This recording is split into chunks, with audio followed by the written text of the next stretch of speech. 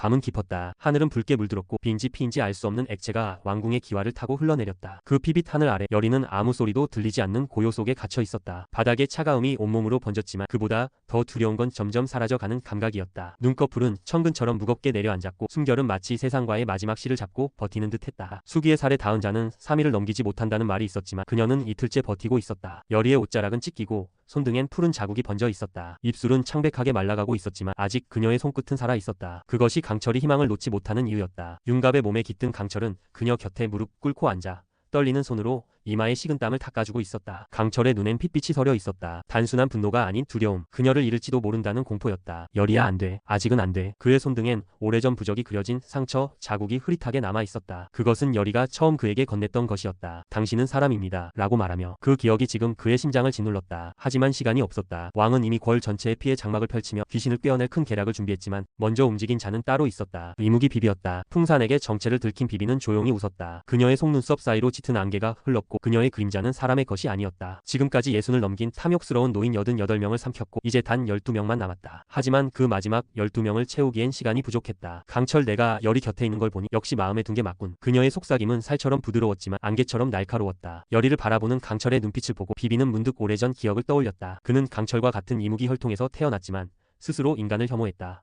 약하고 정에 휘둘리고 멸망을 자초하는 존재. 하지만 어린 시절 강철은 다정했고 따뜻했다. 그는 인간과 가까이 지냈고 여리와 같은 존재에게 마음을 준 것이 분명했다. 그래서 너는 늘 약했지. 비비는 혼잣말을 내뱉듯 말했다. 그리고 그런 내가 나보다 먼저 승천의 문턱에 닿다니. 강철은 여리를 안고 폐궁으로 향했다. 그곳엔 잠들어선 안 될 존재, 팔척귀가 봉인되어 있었다. 폐궁은 허물어질 듯 위태로웠고 돌기둥에는 고대의 문자가 검붉게 살아 숨쉬었다. 강철은 여리를 조심스레 바닥에 내려놓고 폐궁 한가운데 무릎을 꿇었다. 팔척귀, 이 아이를 살려주세요. 폐궁은 고요했다. 하지만 이내 땅이 흔들리고 천장에서 돌먼지가 우수수 떨어졌다. 그림자 사이에서 거대한 기운이 피어올랐다. 눈동자가 없는 얼굴, 허공을 떠도는 기척. 그것은 인간의 것이 아닌 원념 그 자체였다. 누가 날 부르느냐. 강철은 고개를 숙였다. 그리고 말없이 여리를 가리켰다. 팔척귀의 눈과 여리의 목에 걸린 붉은 끈을 보았다. 오래전 그의 딸이 지니고 있던 것과 똑같았다. 그 붉은 실, 그 아이 내가 풀었지. 강철은 떨리는 목소리로 말했다. 이 아이는 그날 당신의 아이와 함께 있었던 유일한 생존자입니다. 팔척귀의 의식 속에 오래전 기억이 떠올랐다. 붉은 단풍 아래서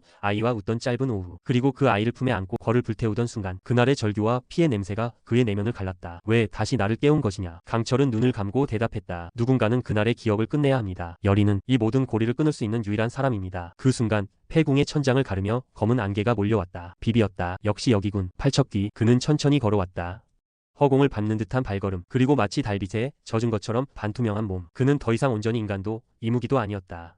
하지만 이 아이도 아주 귀한 혼이지. 수기의 기운을 품은 채 살아있는 자. 이건 보기 드문 일이지. 강철이 검을 뽑아 그녀 앞을 막았다. 여리는 너에게 줄 수 없다. 비비는 웃었다. 넌 아직도 인간을 사랑하는구나. 팔척귀가 천천히 자리에서 일어난다. 그림자처럼 움직이는 그의 몸에서 사슬 같은 기운이 흘러내린다. 그가 낮게 중얼거렸다. 사랑, 너희가 말하는 그 감정이란 게 정말로 무언가를 구할 수 있는가. 여리는 미약한 숨으로 중얼거렸다. 그날 당신의 딸은 절망하지 않았어요. 절망 속에서도 누군가를 믿었어요. 팔척귀의 눈동자 없는 얼굴이 미세하게 떨렸다. 그는 손을 뻗어 여리의 이마에 손을 얹었다. 그 붉은 실을 내가 다시 묶어야겠군. 비비는 분노에 찬 눈으로 소리쳤다. 지금이다. 검은 안개가 폭발하며 팔척귀를 덮쳤다. 그러나 팔척귀는 반격하지 않았다. 그는 자신의 가슴을 찔러 안에 있던 원념을 쏟아냈다. 그것은 칼날보다 날카롭고 불보다 뜨거웠다. 비비는 비명을 질렀다. 안 돼. 나는 아직 12명이. 강철이 검을 들고 돌진한다. 여리가 마지막 힘으로 부적을 뿌린다. 지금이야. 부적이 비비의 이마에 꽂히자 그녀는 연기처럼 부서졌다. 슬픔과 분노, 집착과 질투가 하나로 얽혀 폭발했다. 팔척귀는 마지막까지 여리를 바라보며 말했다. 그의 시선은 붉은 끈에 매달린 기억과 여리의 눈동자 속에서 피어오르는 희미한 그리움 사이를 맴돌았다. 잊지 말아라. 내가 누구였는지를. 그 말은 단순한 유언이 아니었다. 그것은 천년을 넘어선 누군가의 사랑이자 죄의 고백이었다. 여리는 아직 모르고 있었다. 하지만 언젠가는 알게 될 것이다. 팔척귀가 자신의 딸에게서 보았던 따스함을